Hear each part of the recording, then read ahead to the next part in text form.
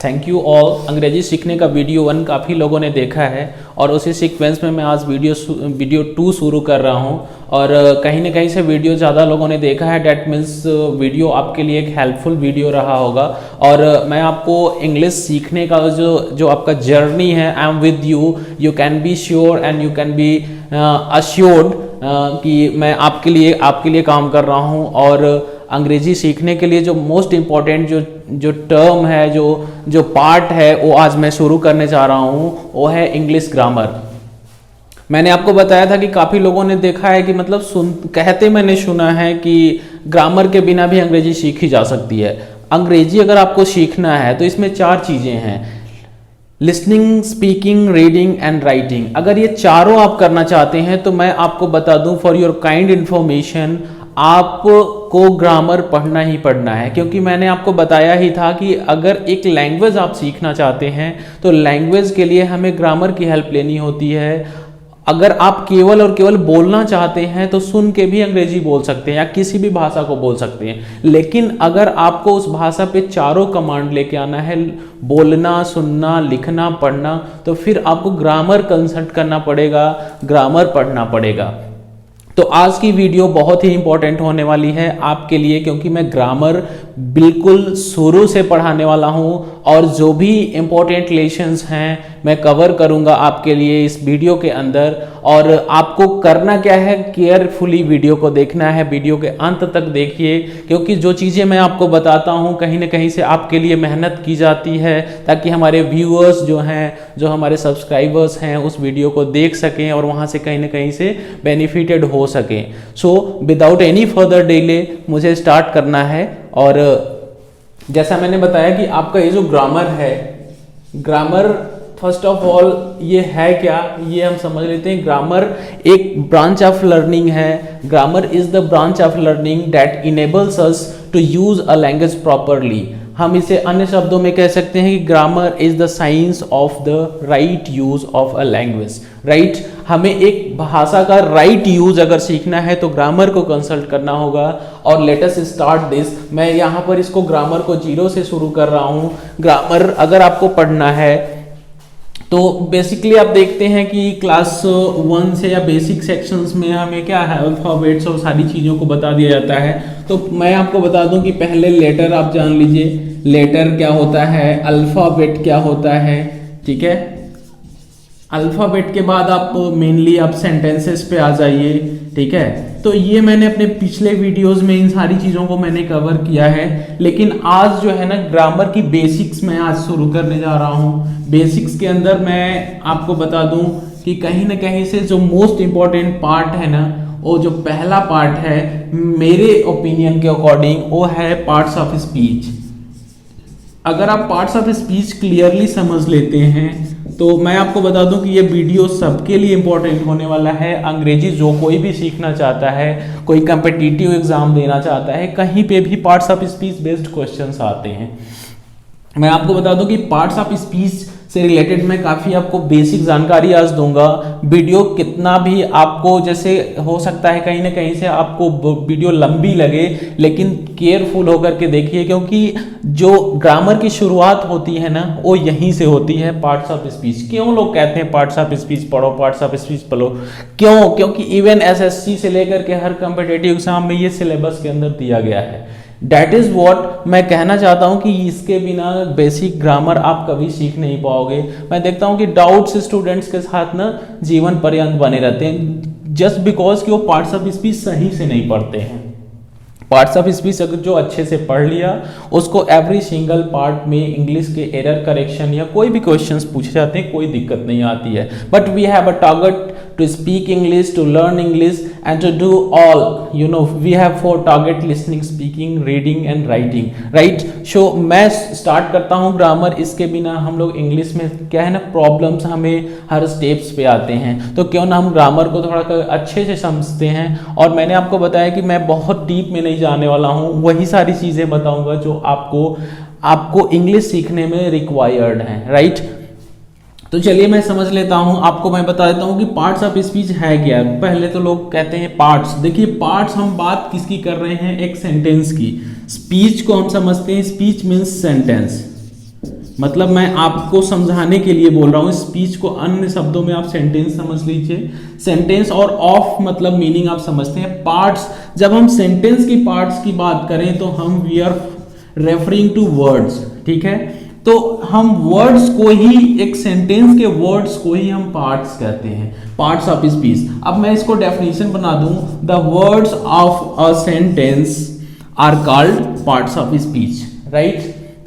तो देखिए कहीं ना कहीं से ये लेसन, ये चैप्टर कितना इंपॉर्टेंट आपके लिए होने वाला है, क्योंकि आप जो इंग्लिश बोलते हो, पढ़ते हो, लिखते हो, क्या करते हो, कहीं ना कहीं से एक सेंटेंस ही का तो खेल है। एक सेंटेंस आप बोलते हो, चाहे लिखते हो, पढ़ते हो, लेकिन सेंटेंस ही से शुरुआत होती है। और सेंटेंस है क्या, आपको ये जानना है कि शब्दों का ऐसा समूह जिसका एक अर्थ निकले, कंप्लीट कह सकते हैं, पूरा अर्थ आए, उसी को वाक्य कहते हैं। वाक्यों की मदद से ही आप लिखते हैं, चाहे पढ़ते हैं, चाहे बोलते हैं, एवरी पॉसिबल स्टेप्स आप वहीं से करते हैं। तो सेंटेंस के अगर वर्ड्स को हम समझ लें तो क्या हमें कोई दिक्कत आने वाली है क्या? हमें कभी इंग्लिश में कोई दिक्कत नहीं आने वाली है। We can be sure, we can learn English. मैं गारंटी देता हूं कि आपको कोई दिक्कत नहीं आने वाली है। सबसे पहले आप पार्ट्स ऑफ स्पीच को अच्छे से समझें। यहां पे मैंने इसको डिफाइन कर दिया, the words of a sentence are called parts of speech. तो मैं एक एग्जांपल लेता हूं। फॉर एग्जांपल, ये आप वाक्य बोलते, अंग्रेजी बोलते समय भी यूज कर सकते हैं। I have something to say, right, I have something to say. ये एक वाक्य है कि मुझे कुछ कहना है, ओके। अब यहां पर आप देखिए, एवरी सिंगल वर्ड, ये सारे शब्द ही तो हैं। ये जो सारे शब्द आपको मिल रहे हैं 1 2 3 and 4 and 5, आप ये समझ सकते हैं कि ये कोई ना कोई पार्ट्स ऑफ स्पीच होंगे।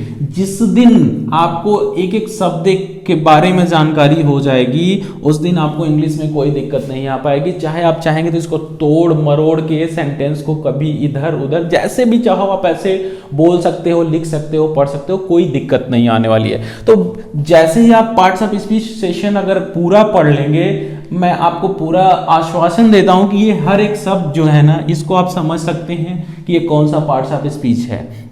मैं आपको बता दूं कि पार्ट्स ऑफ स्पीच ये आप क्लास 2 से ही जानते हुए आ रहे हैं कि ये 8 होते हैं।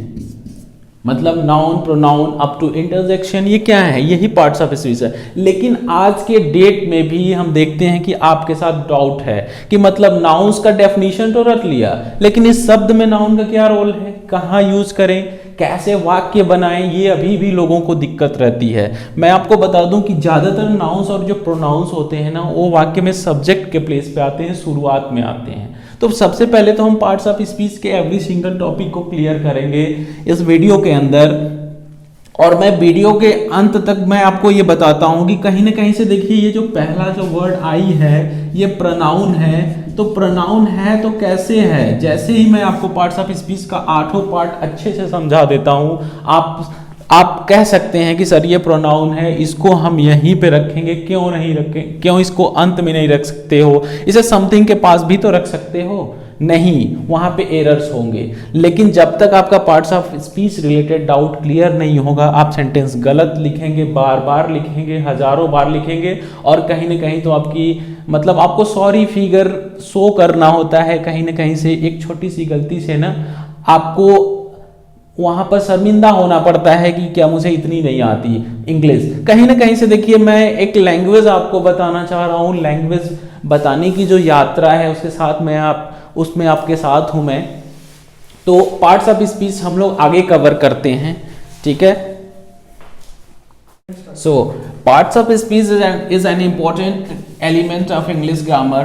तो मैं आपको बताने वाला हूं, कहीं ना कहीं से ये जो वर्ड्स हैं, जो 8 ही हैं, इसमें से पहला जो है वो नाउन है और दूसरा है प्रोनाउन, ठीक है।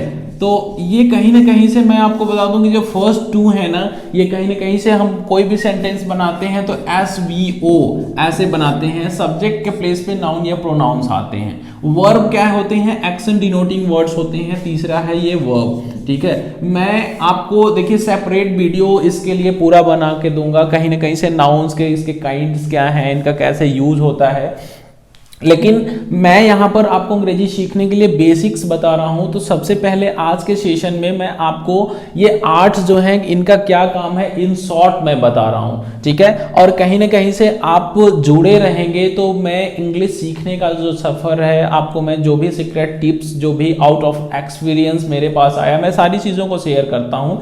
कहीं ना कहीं से देखिए अभी हम कोई भी सेंटेंस बनाते हैं तो सब्जेक्ट वर्ब और ऑब्जेक्ट ही होता है, ये एसवीओ ऑर्डर होता है। तो एसवीओ में मैंने बताया कि नाउन या प्रोनाउंस होते हैं। पहले हम इन सभी शब्दों को क्लियर कर लेते हैं कि देखिए नाउन्स क्या है। Nouns are the name of anything, ये किसी भी चीज के जैसे नाम है। जैसे कि मान लीजिए आपने ये जो मैंने लिखने के लिए जो ये यूज किया ये जो आइटम डिवाइस जो भी बोलो आप, तो ये कहीं ना कहीं से इसका मैंने नाम रखा तो ये पेन है। तो name of anything is noun, किसी भी चीज के नाम को हमने रख दिया ना। कभी कभी हम किसी किसी चीजों को हम टच एंड फील बस फील कर सकते हैं, टच नहीं कर सकते, उसका भी हम लोगों ने नाम रख दिया। जैसे कि ऑनेस्टी, काइंडनेस, ओके, तो ये सारे भी नाउन्स हैं। तो name of the person, place, things और फीलिंग्स, ओके, ये सब नाउन्स हैं। अभी क्या होता है कि हम जैसे मान लो पेन इस्तेमाल किए, फॉर एग्जांपल इसका नाउन का एग्जांपल एक पेन हो गया, तो हम क्या करते हैं बार बार पेन पेन लिखते हैं, बोलते हैं तो ऑड लगता है, इसके लिए हम इट इस्तेमाल कर सकते हैं।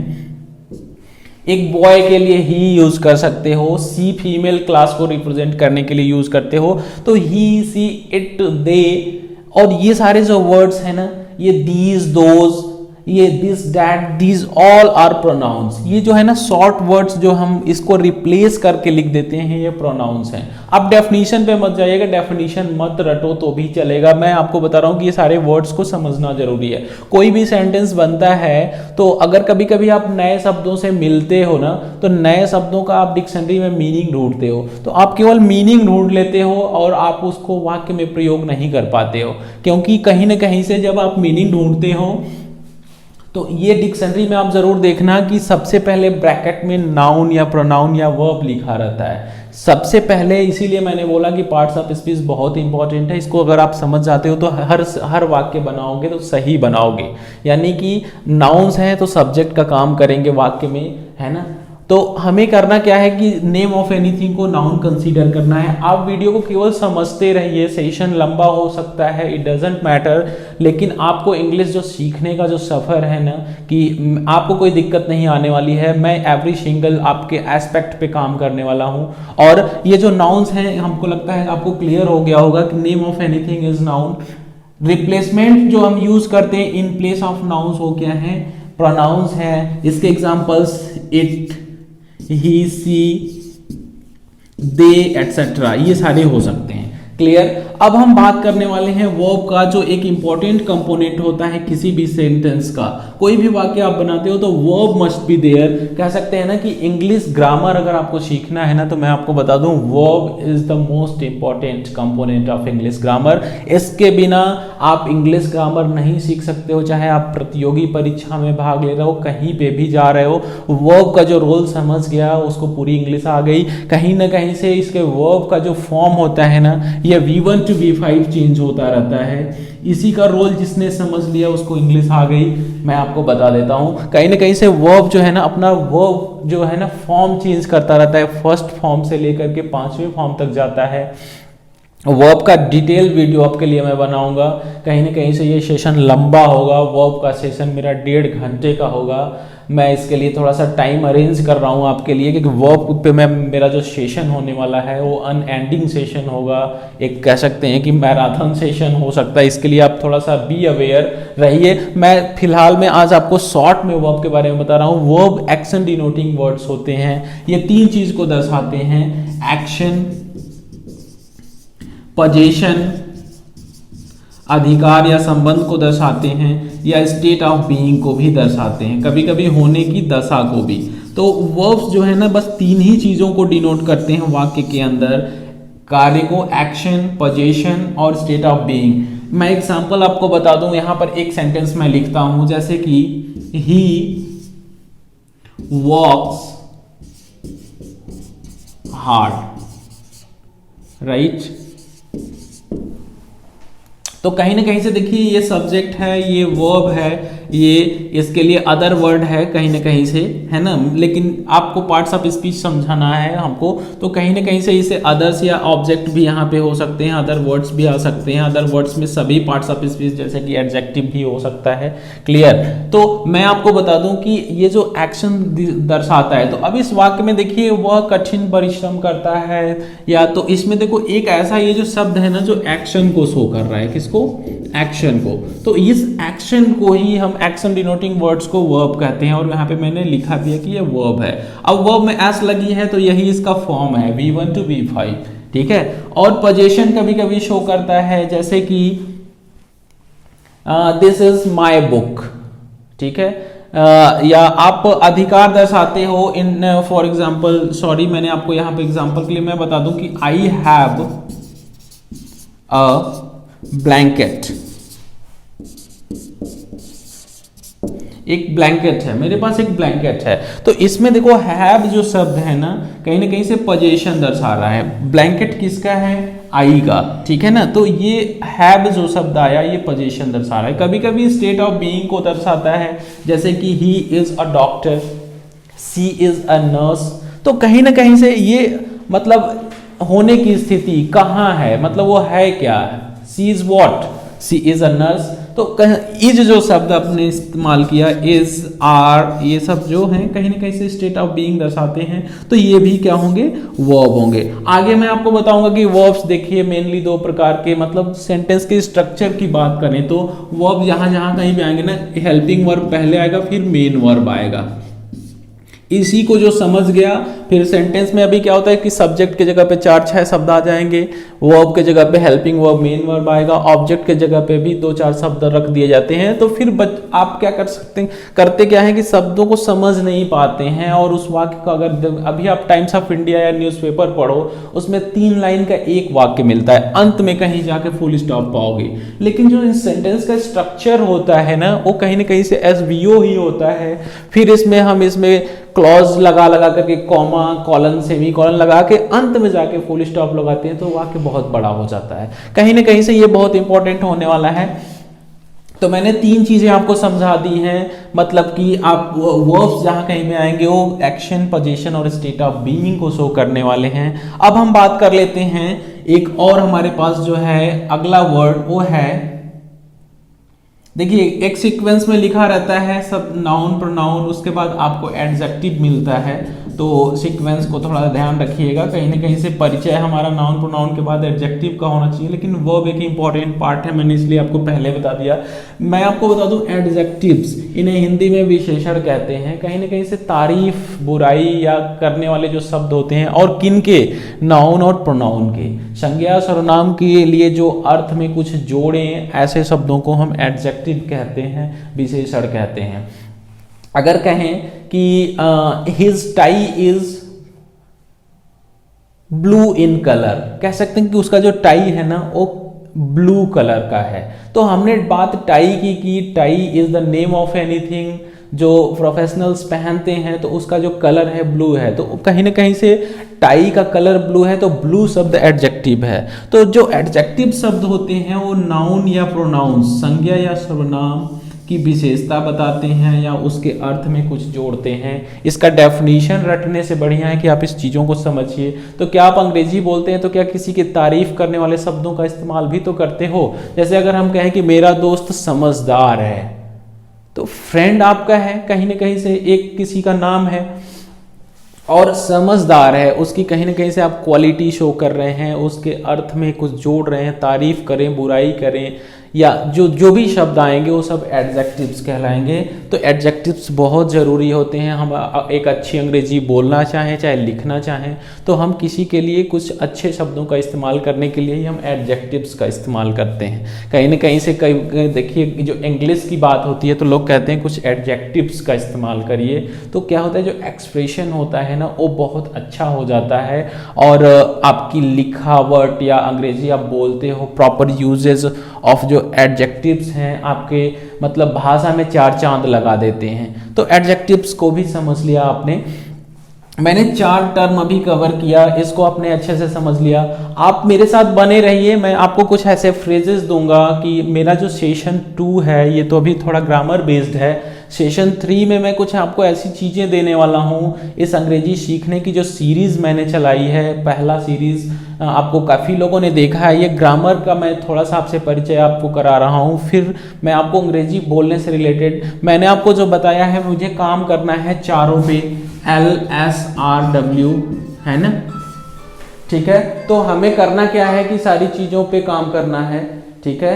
और मैं आपको जो है कहीं ना कहीं से सारी चीज़ों को अच्छे से समझाने वाला हूँ। So the next is adverb, okay.